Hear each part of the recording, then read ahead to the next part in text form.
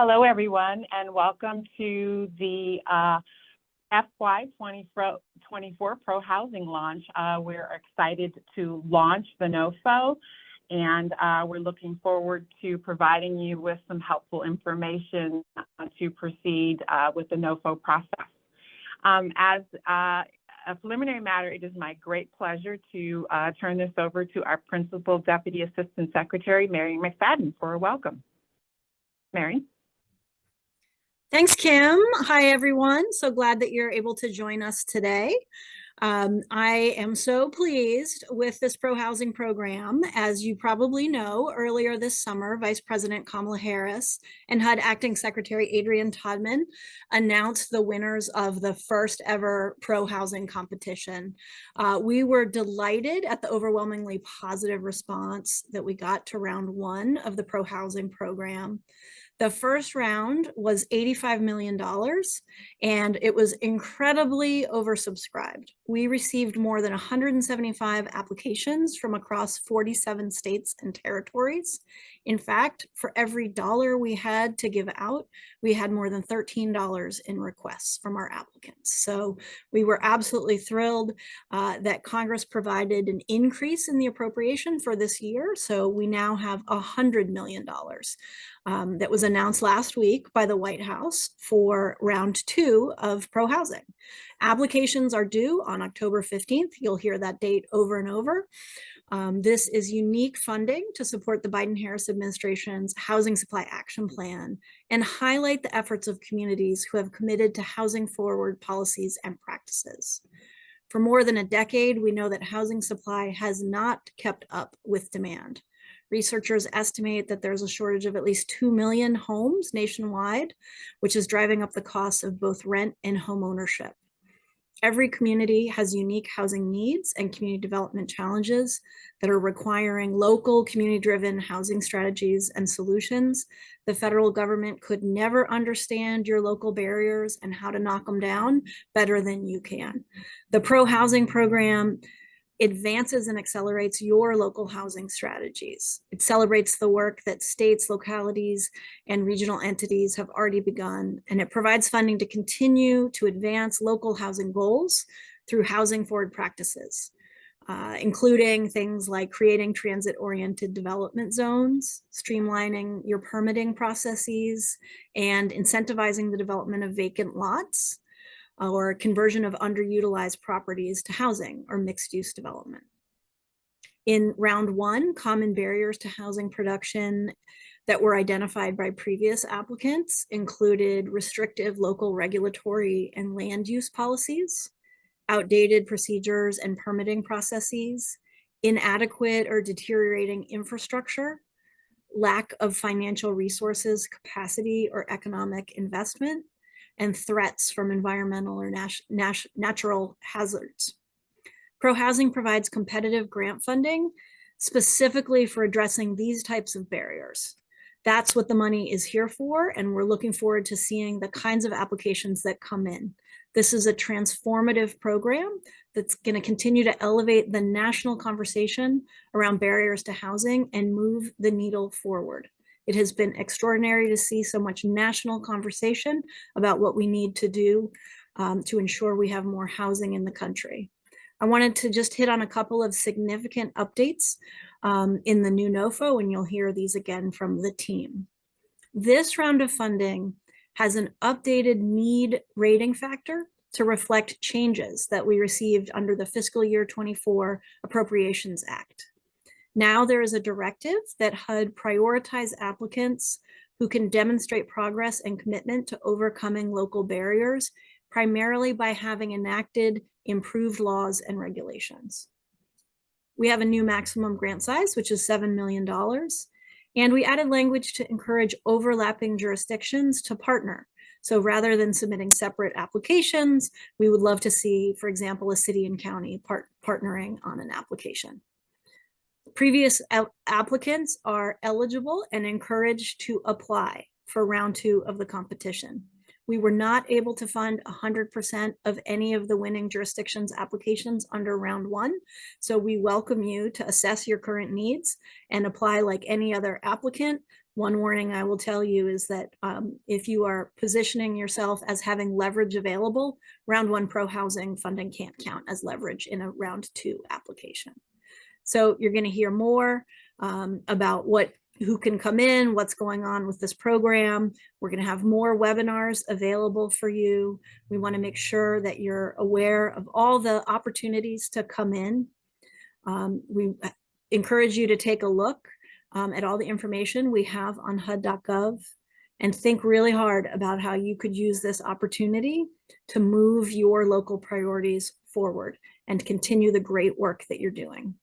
Again, I want to say applications are due on October 15th.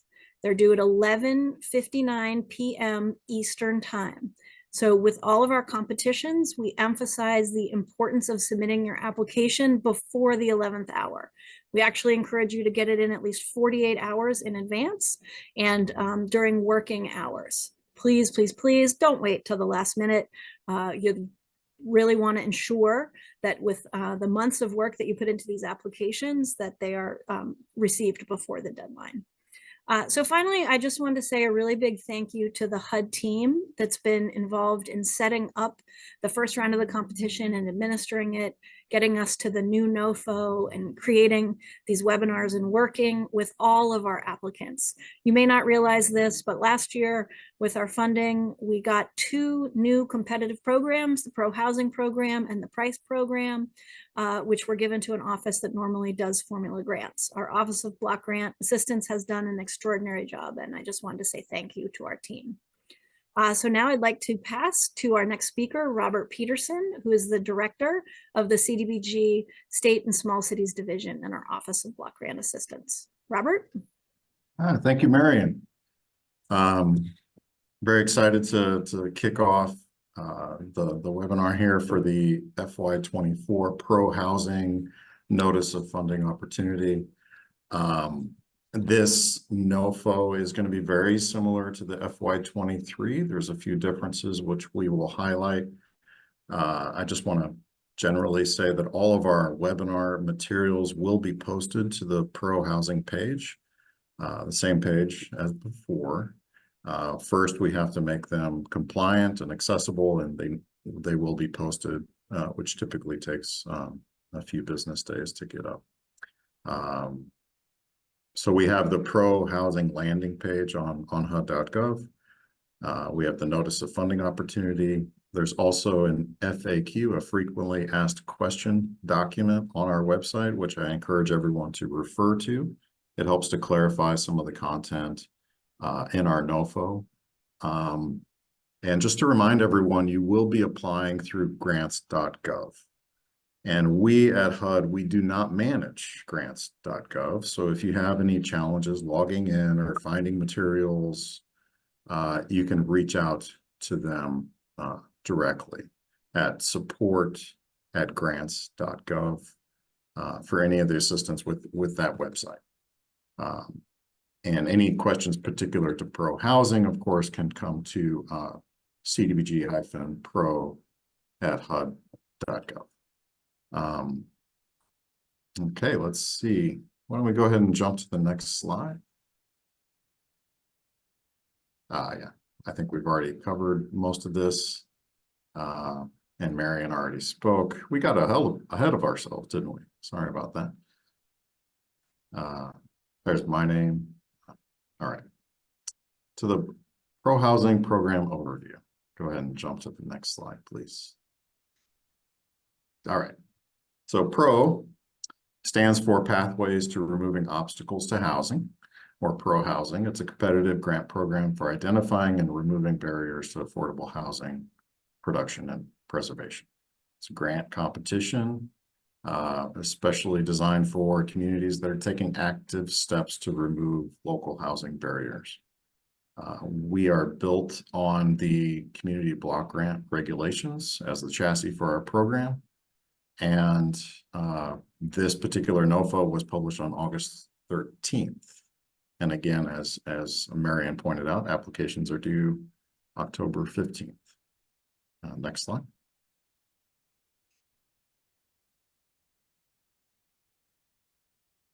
Next slide, please. Thank you. Back one. So what kind of barriers does pro-housing seek to remove?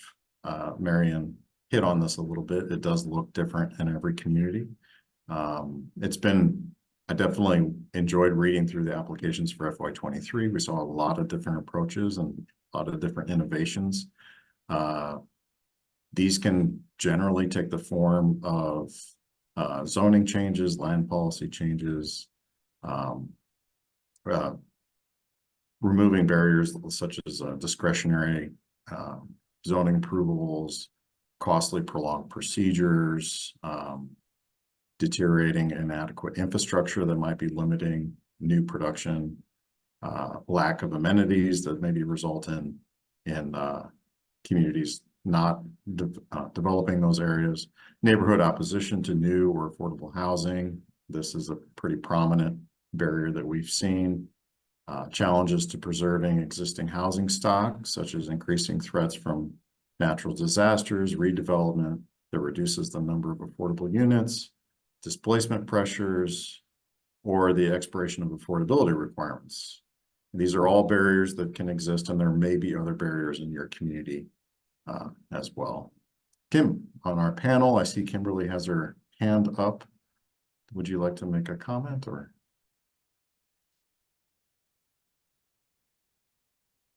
Nope. Okay, moving on. Next slide, please. Okay, the goals for pro-housing are first, to fair and effectively award these funds. Second, to elevate and enable promising practices dedicated to identifying and removing barriers to affordable housing production and preservation while preventing displacement, including through rewarding jurisdictions that have enacted laws and regulations that will lead to more affordable housing production and preservation. The third goal is to institutionalize state and local analysis and implementation of effective, equitable, and resilient approaches to affordable housing production and preservation. Next slide. Fourth goal is to provide technical assistance to help communities better fulfill the CON-Plan requirements of identifying barriers to affordable housing and implementing solutions to address those barriers.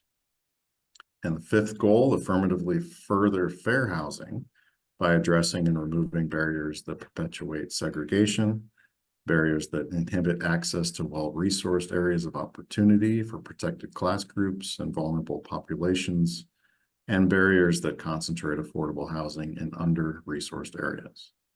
Sixth goal is to facilitate collaboration and harness innovative approaches from jurisdictions, researchers, advocates, and stakeholders.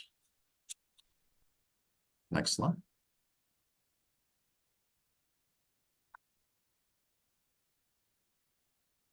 So looking back a little bit at what we've just accomplished with the FY23 Pro Housing Awards, those were announced on June 26th to 21 jurisdictions, totaling nearly $85 million.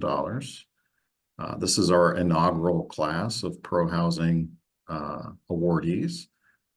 Some folks on the call today may be coming to apply for additional funds, and that's completely fine. As Marion pointed out, however, you cannot use your 23 award as leverage in your 24 application. The initial round of FY23 funds was greatly oversubscribed, and what we mean by that is that we received, if we were funding every application we received, we would need 13 times more money than what we had.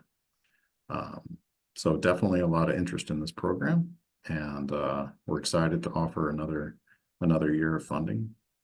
Next slide.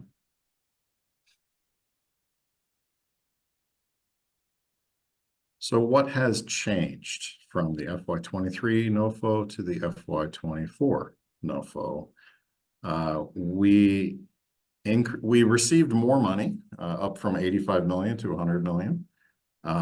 We also reduced the maximum award amount down to 7 million.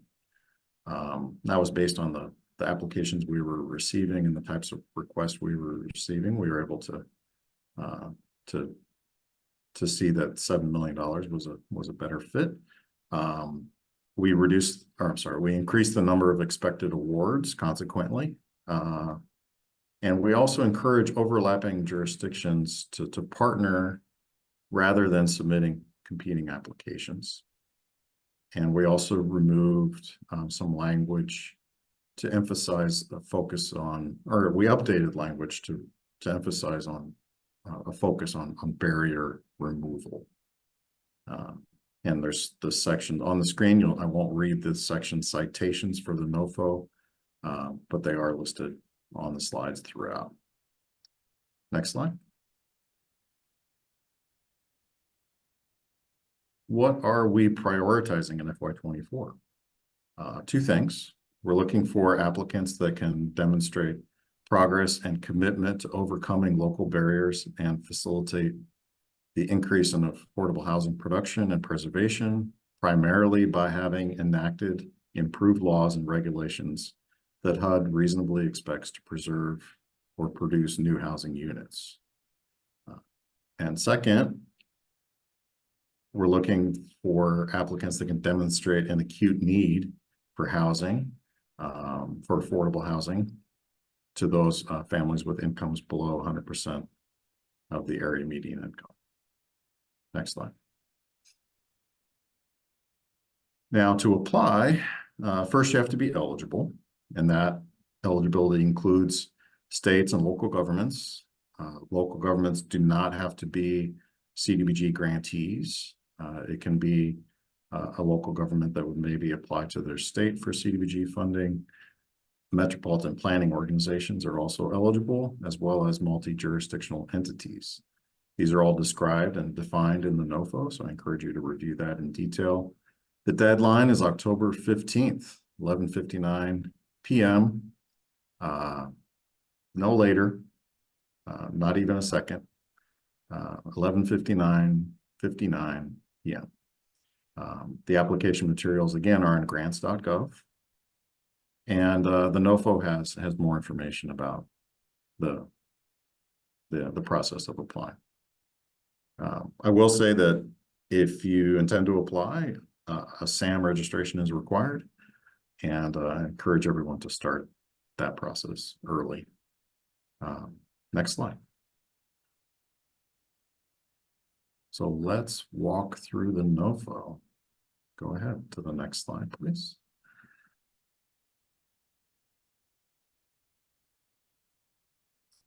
So this is essentially the structure of the table of contents of the NOFO. Just in general, describe the funding opportunity, information about the award, eligibility information. Next slide.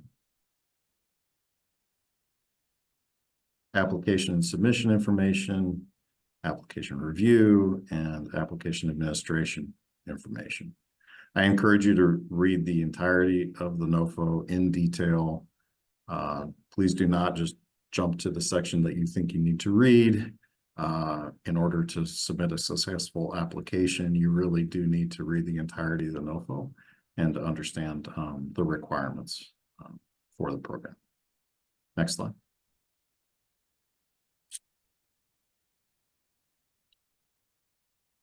There are appendices as well.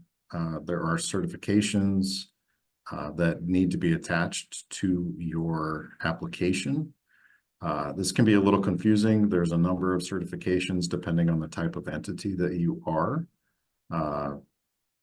Use the cert for states if you're a state. Use the cert for entitlements or local governments if you meet that definition. Then you would just submit the one certification. There's an optional certification for urgent need as well.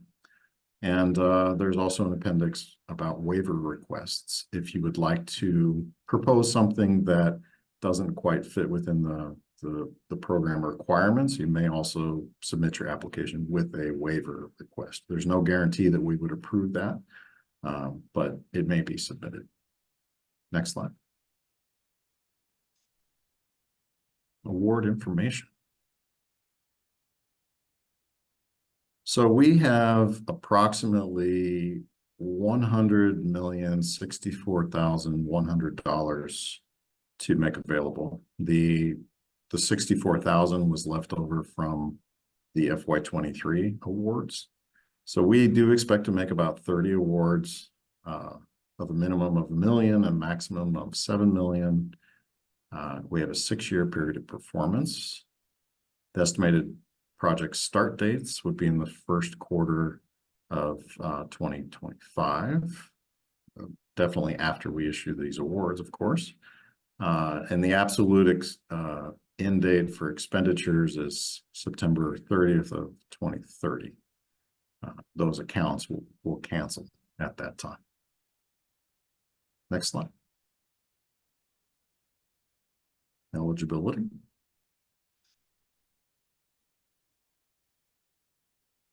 We covered this a little bit.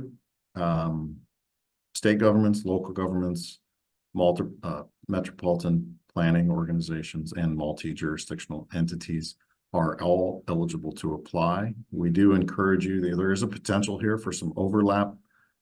So if you do have jurisdictions that overlap and both entities are interested in applying, we encourage you to partner rather than compete in those applications.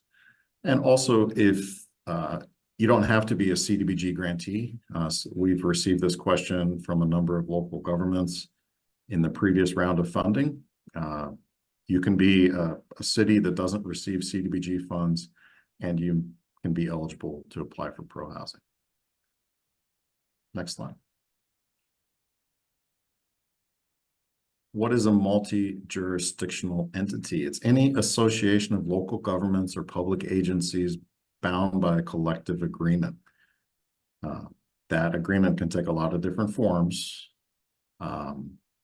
such that HUD determines that the entity is authorized and has the administrative capability to carry out the activities under the NOFO on behalf of the member jurisdictions. You have to demonstrate partnership among all parties by attaching the relevant documentation, such as whatever the collective agreement form might be that you've taken. If it's in the memorandum of understanding, a joint powers authority, interstate compact, we would expect that to be attached to the application. Next slide.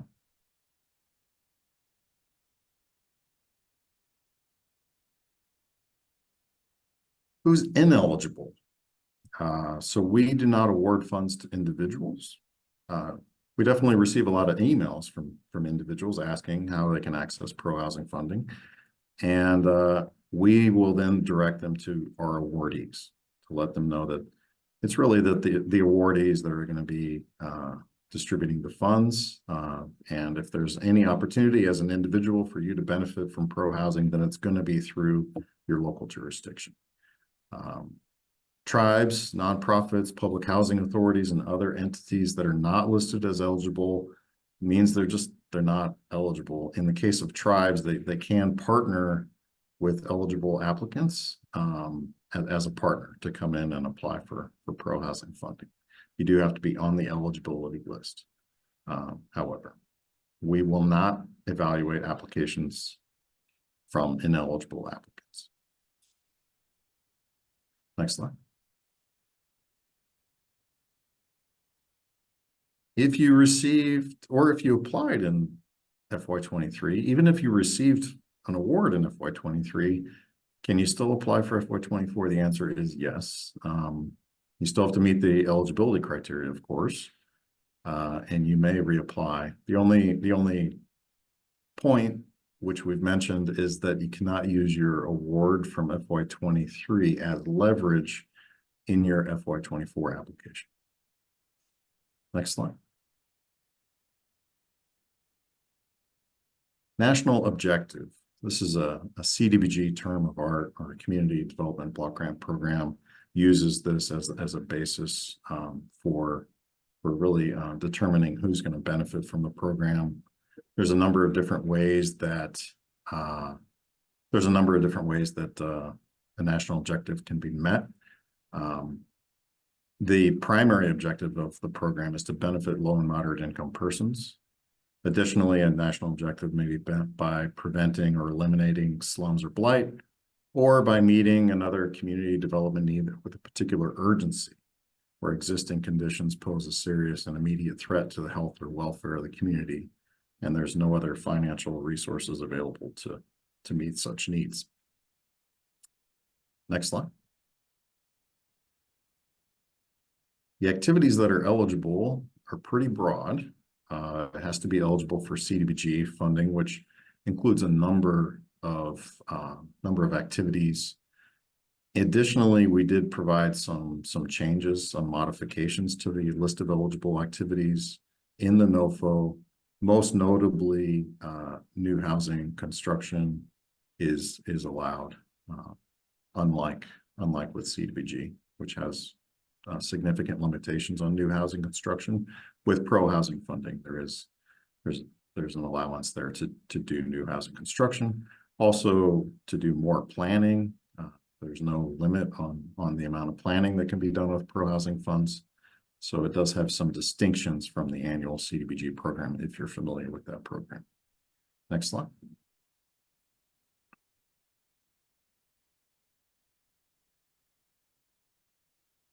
So again, eligible activities generally include planning and policy, development, infrastructure, preservation, and that list can be found in the NOFO. You can see the citation on the slide. So again, it's all based on the CDBG program with some waivers and alternative requirements provided in the NOFO. Next slide.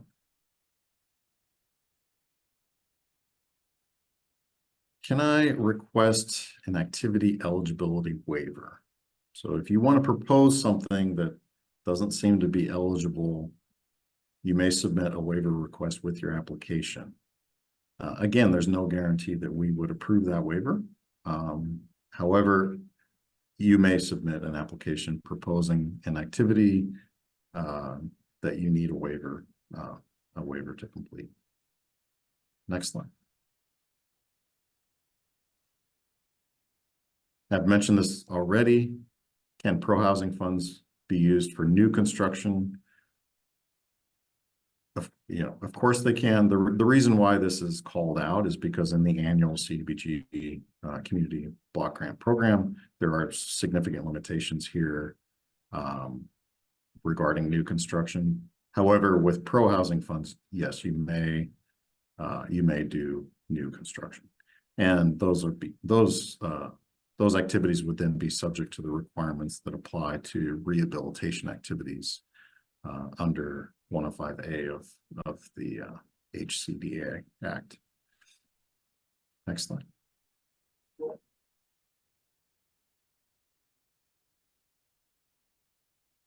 Can pro-housing funds be used for the general conduct of government? Because a lot of what you would be doing to remove barriers to affordable housing might involve sort of in-house work as a local government. It's important to keep this distinction in mind. There are costs that are outlined in 2 CFR Part 200 as general conduct of government that are not allowed. And this is really referencing the regular responsibilities of the government, the payroll of your elected officials, and so forth. So applicants should plan their approaches accordingly to ensure that pro-housing award funds are not used for those costs. And we encourage you to use leverage funding for unallowable costs. Next slide.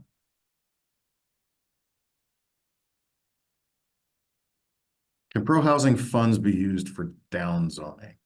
If you haven't heard this term, that's fine. Basically, the answer is no. What downzoning would be some change to zoning or land use policies that would result in fewer affordable housing units, a net decrease in allowable or actual housing construction. Such a change would not be considered an eligible activity. We require that rezoning efforts, redevelopment activities result in a net increase in the capacity or the number of homes to be considered for funding. Next slide. So what if I want to amend my application after submitting it? So if you submit your application and you want a mulligan, whoops, didn't mean to say that, or we forgot to include something, you can submit an entirely new application on top of your old application. It has to be submitted in its entirety. You can't go back to your previous submission and add something that you forgot. You'll have to submit the entire application again, and that's fine. We'll look at the dates and we will use the more current submission in our review. Next slide. Which regulations apply to me? This is an important point because there are a number of different eligible entities. I mentioned states, local governments, MPOs, and multi-jurisdictional entities. So there are some differences in the regulations that apply depending on who you are. For CDBG entitlement communities, multi-jurisdictional entities, and metropolitan planning organizations, we're going to look at 24 CFR Part 570, subparts A, C, D, J, K, and O. That's basically the entitlement CDBG regulations, if you're familiar with that. Now, for states, it's just 24 CFR subpart I. And there are other requirements that are modified in the NOFO from those parts. So again, I encourage you to review the NOFO in detail. One of the things that's waived for states in particular is that normally a state in the annual CDBG program is required to receive the funds from HUD and then make awards to local governments. The state itself doesn't carry out activities other than TA and admin, really. So with pro housing, however, the state is allowed to act directly to carry out activities. Next slide. Application submission.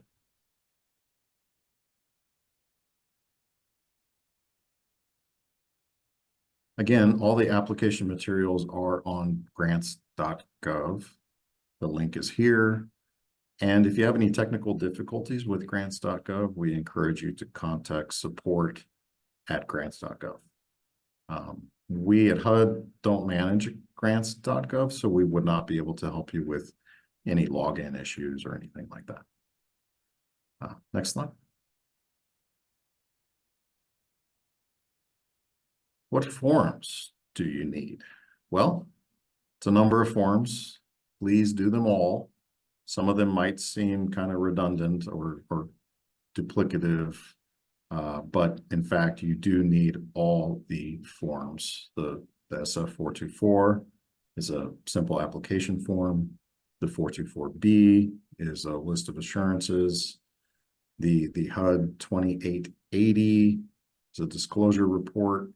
The SFLLL, also for lobbying activities, if that's applicable. Certification regarding lobbying. There's a federal assistance representations and certifications via sam.gov.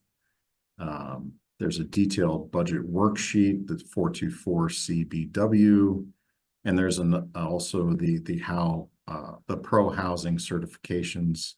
As I mentioned, that there's a number of different forms of pro housing certifications depending on the type of entity that you are. So make sure you're using the correct one. And again, some of these do seem very similar, but you do need to include them all. Next slide. You're going to have 40 pages to work your magic. 12-point font, letter size, 8.5 by 11, 1-inch margins on all sides.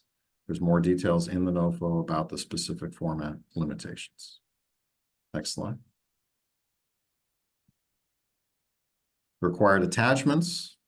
So we have forms and attachments. Don't get the two confused. Attachment A is going to be the summary of comments. You are required, as before, you are required to post your application publicly for public comment. have a public hearing, and that attachment A to describe the feedback you received and how you responded to it. Attachment B is a certification of compliance with the NOFO public participation requirements. Attachment C is a narrative about advancing racial equity.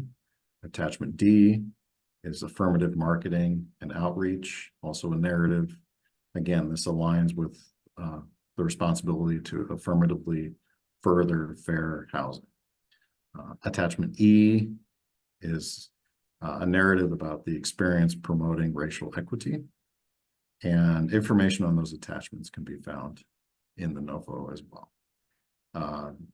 All 5 of these attachments do not count against your page limit, and they are not scored. Next slide.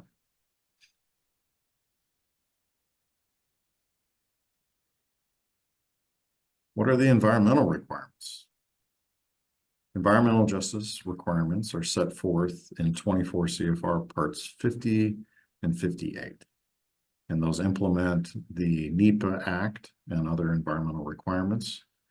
Grantees who are states or units of general local government are considered the responsible entity under 24 CFR Part 58 and are responsible for completing their own environmental review.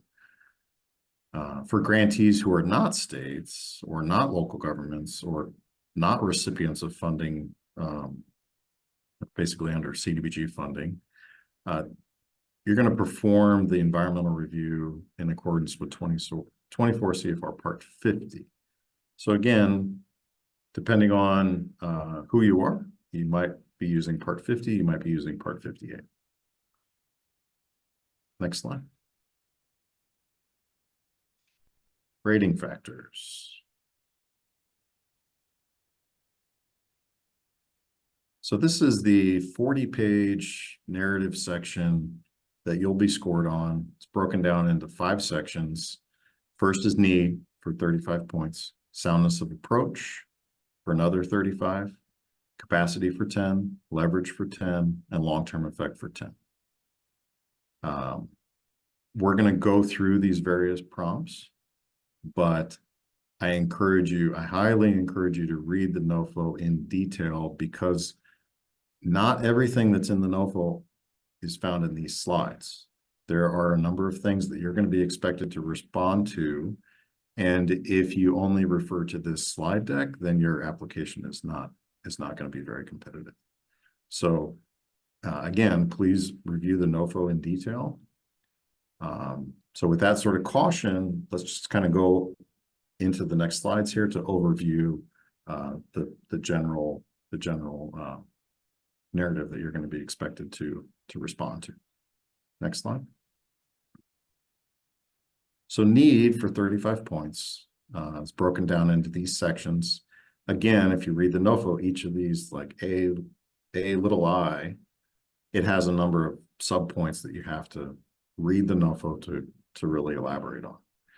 But generally speaking, for need, you have to demonstrate your progress and commitment to overcoming local barriers to facilitate the increase of affordable housing production and preservation, primarily by having enacted improved laws and regulations. This language about primarily by having enacted improved laws and regulations, this language comes from the FY24 appropriation. It is new language in FY24. It's basically a reinforcement of the focus of the program. 2 little I, do you have an acute need for affordable housing? What are your remaining affordable housing needs, and how do you know? For 10 points. What key barriers still exist and need to be addressed to produce and preserve more affordable housing? Also for 10 points. Now, in your needs section, the key barrier is going to tie through the rest of the application. So it's important to keep that in mind as you prepare your application, that there is a string that's going to go from need to soundness of approach to all the way down to long-term effect, that's going to be following through on what you identify here as your key barrier. Next slide. So we are going to, again, prioritize these two things.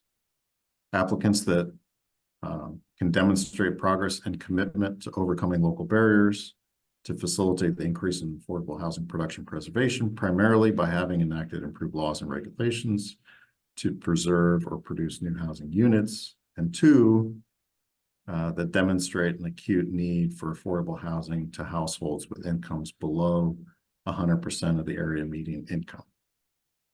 Now, the 100% AMI, that is solely for need.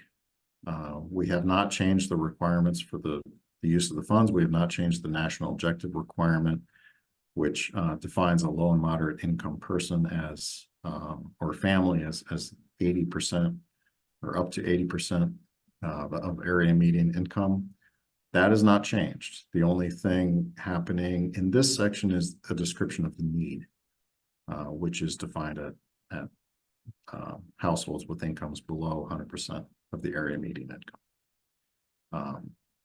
In the needs section, it will also provide a thorough response to identify a need for affordable housing. You're going to list out your barriers to affordable housing production, preservation in your jurisdiction, and describe the extent of those barriers. Then you're going to use that key barrier as the one that's the focus, or key barriers as the focus of your application. And we will rate applications based on clear, well-supported, demonstrated need. Next slide. So in terms of demonstrating the first sort of priority that I mentioned, demonstrating a commitment to overcoming local barriers, primarily by having enacted improved laws and regulations. This is broken out a little bit. The portion on improved laws and regulations is 10 points, and then other recent actions to overcome barriers to facilitate the increase in affordable housing production preservation is an additional 5 points. Next slide. The third portion of need. Oh, sorry, did we skip? Go back one, please. There we go. So this is the second factor of need. Basically, do you have an acute need for affordable housing? What are your remaining affordable housing needs, and how do you know? For this, we have the priority geographies listed on our website that have been calculated out to show which portions or which jurisdictions basically have affordable housing that's not keeping pace with demand, insufficient affordable housing, widespread housing cost burden, or substandard housing. And again, we have those jurisdictions on an interactive map accessible on the website. You can also get 2 additional points for providing compelling information about your affordable housing needs. So our recommendation is to do both these things. Show us where you are on the map, where you're proposing to do your activities, and also to further provide compelling information about that need, not to solely rely on the data that HUD provides. Next slide.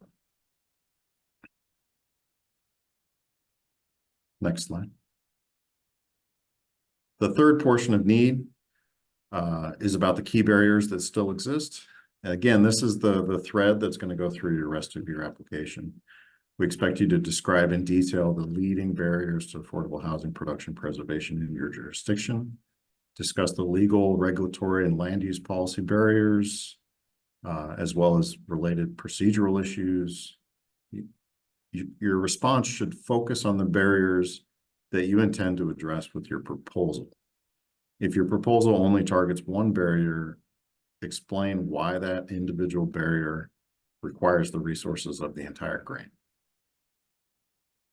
Next slide.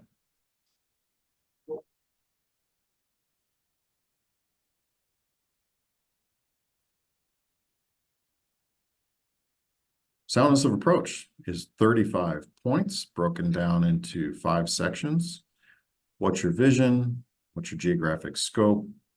Who are your key stakeholders? How are you engaging them? Does your proposal align with the requirements to affirmatively further fair housing? And what are your budget and timeline? Next slide.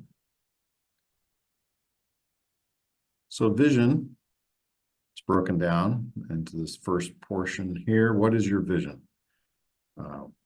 A sound proposal will seek to enable increased production and preservation of affordable housing across a broad geographic scope over a sustained time frame. We expect your response to be clear, complete, specific, and fully analyzed. We will rate more highly approaches that most directly address the barriers identified in the need factor. Remember that thread. Next slide.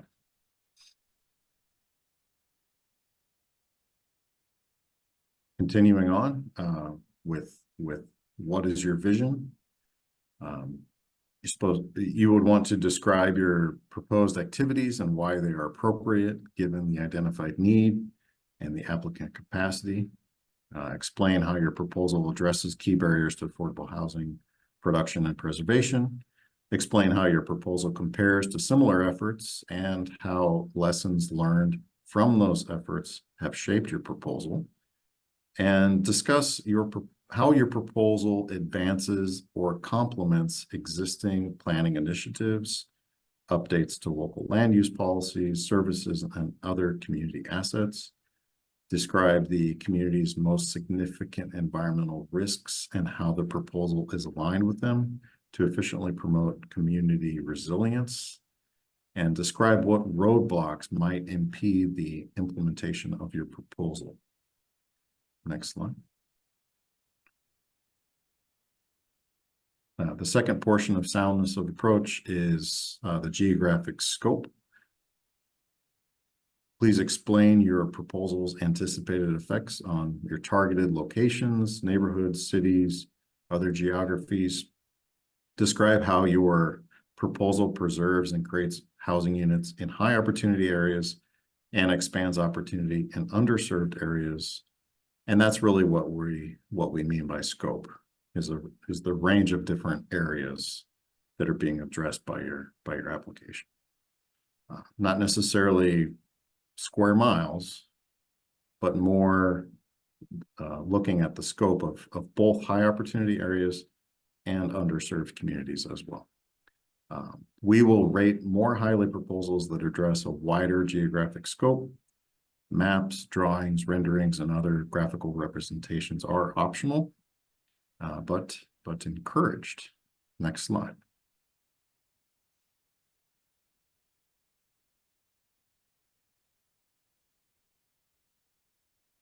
Who are your key stakeholders is the third factor under soundness of approach. You will describe your key stakeholders, how you conducted outreach in developing the proposal, how you built support and engaged community members most likely to benefit from your proposed activity. Please describe your strategy for continued outreach during the grant's period of performance as well. Describe the specific actions you have taken to solicit input from and collaborate with stakeholders in developing the application, including how input from stakeholders and community members has shaped your proposal. In particular, describe input from the housing industry in your area, including affordable housing developers, builders, general contractors, and unions, as well as persons in need of affordable housing. And describe how you incorporated input from stakeholders in your proposal. Next slide. The fourth portion of soundness of approach. How does your proposal align with requirements to affirmatively further fair housing? Topics here include, but are not limited to, and again, you are expected to respond to each of these prompts, each of them. So describe your plans to remove barriers to the development of affordable housing in well-resourced areas of opportunity, your plans to remove barriers impeding the development of affordable housing that would promote desegregation, how you will ensure that your proposal will not cause affordable housing to be further concentrated in low opportunity areas or in areas that already have ample affordable housing. How does your approach address the unique needs of members of protected class groups, including persons with disabilities, families with children, and underserved communities of color? Does your plan address issues identified in your most recent fair housing plan? And have you considered the risk of displacement associated with your proposal? And again, when you address these, please do not just simply restate the prompt. We do want to know how you're doing what you're proposed to be doing. In the 5th section of soundness of approach, you'll provide your budget and your timeline, budget for the proposed activities, documenting all projected sources of funds and estimates for applicable costs, describe how you determine the budget, how you ensure that projects will be cost effective, in line with industry standards, and appropriate for the scope of the project. Describe how you would budget for and manage a successful project if HUD awards a different dollar amount than what you're requesting, and provide a schedule for completing all of the proposed activities in advance of the end date of fiscal year 2030. Next slide. So those were the two big categories, need and soundness of approach. You're going to need room still for capacity, leverage, and long-term effect, and you only have 40 pages, so keep that in mind. Capacity is 10 points.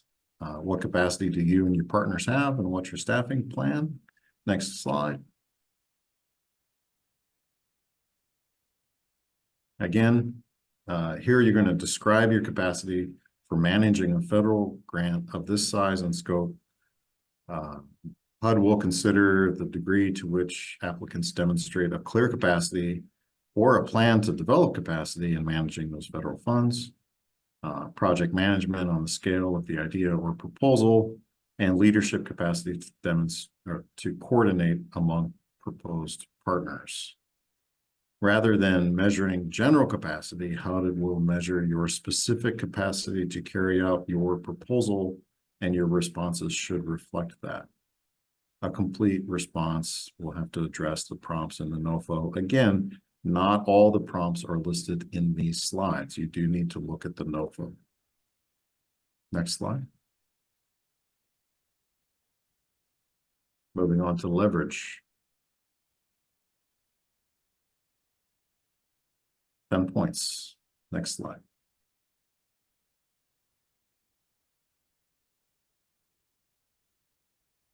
Are you leveraging other funding or non-financial contributions? This could earn you 10 points if you do 50% and above of the grant request. 8 points if it's down to 40%, 6 points to 30, 4 points to 20, 2 points to 10, and 10 and below is 0 points. Next slide.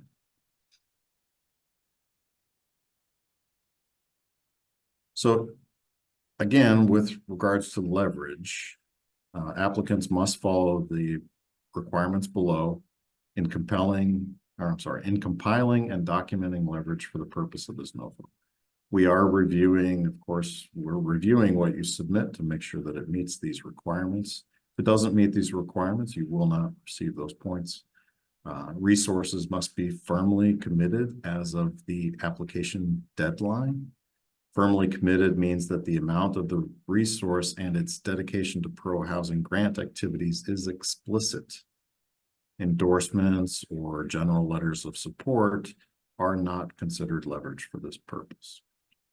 Leverage documents must represent valid and accurate commitments of future support, detailing the dollar amount and any terms of that commitment. They must also indicate that the funding is available to you for the specific activities proposed in your pro-housing application. Resource commitments must be written, signed by a person authorized to make that commitment, and dated. Must be on letterhead, If the commitment document is not included in the application, it will not be considered. Staff time of the applicant and partners will be an eligible leverage resource if it's firmly committed and monetized. And funding from a prior pro housing award, we've just made FY23 awards. Sorry, those do not count as leverage. Next slide. Long-term effect can earn you 10 points. What permanent long-term effects will your proposal have? What outcomes do you expect? Next slide. So HUD seeks to ensure that funded activities enable the production and preservation of affordable housing units long after the grant's period of performance. So we look for descriptions of how your approach seeks to permanently remove your key barriers to producing and preserving affordable housing and the measurable outcomes you expect to achieve. A successful response will demonstrate how the proposed activity will remove barriers in the long run and describe how production and preservation will be increased long after the period of performance. Next slide.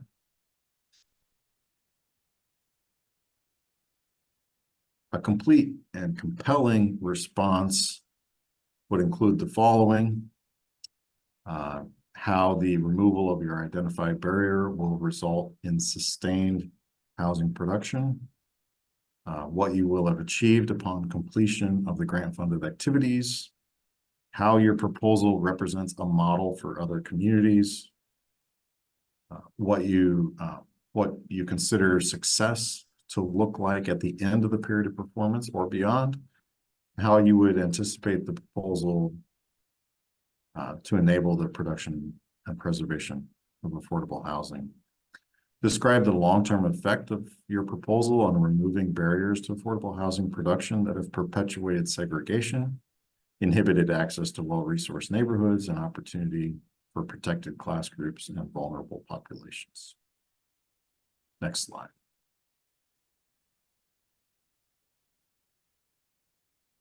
So a pass-through entity,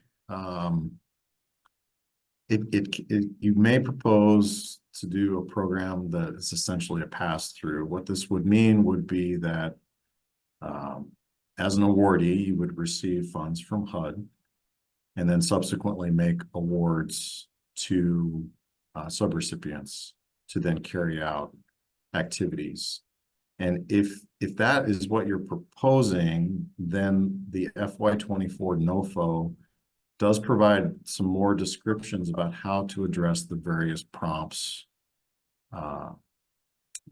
given that you're proposing a pass-through.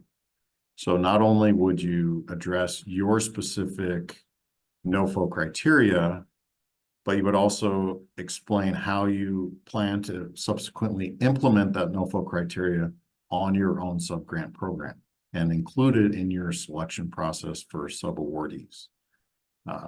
And again, the nuances of how you would propose such a program and respond to the prompts as part of need, soundness of approach, capacity, and long-term effect each have more descriptions on how to address those prompts in the context of a pass-through program. Next slide. Additional resources. Next slide, please. We have our pro housing page. We have our grants.gov page. Again, we don't manage that. Support at grants.gov can help you with any login issues you might have. If you have questions about the NOFO, questions about your proposal, we can definitely help you with that. CDBG-prohousing@hud.gov is your contact for any pro-specific questions. Next slide. I think we might be nearing the end here. Yeah. Our next webinar will be Wednesday, September 4th. We're going to go over lessons learned from Pro 23, leveling the playing field. to discuss some common application errors and omissions, where applicants lost points, and suggested application best practices. Next slide.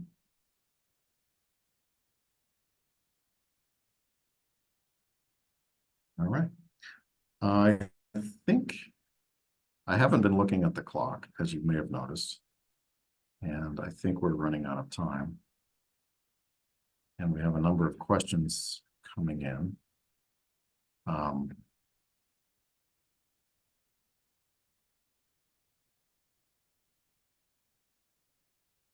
See.